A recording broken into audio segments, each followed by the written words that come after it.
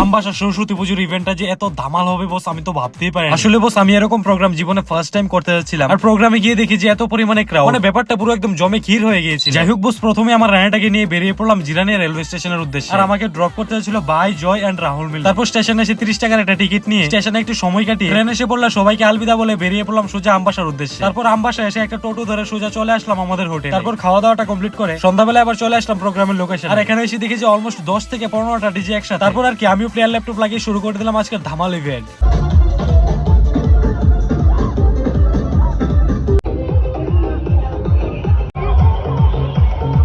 তারপর রাত্র প্রায় 10টার দিকে পুলিশ এসে বলল যে টাইম ইজ ওভার। যাই হোক বস, কি আর করা যাবে, প্রোগ্রাম তো একদম সাকসেসফুলি কমপ্লিট হয়েছে। আর হ্যাঁ, তোমরা যারা যারা এসে আমার সঙ্গে কথা বলেছো তোমাদের সবাইকে মন থেকে স্যালিউট। কোনোদিন ভাবিনি যে এত ভালোবাসা এখানে এসে পাবো। যাই হোক বস, তোমরা যদি কোনো স্পেশাল দিনে আমাকে বুক করতে চাও তাহলে কন্টাক্ট করতে পারো স্ক্রিনে দেওয়া নম্বর। তারপর প্রোগ্রাম শেষ হয়ে গেলে হালকা হালকা কনকনে ঠান্ডার মধ্যে রুমে যেতে যেতে মিনি ব্লগটা শেষ করলাম।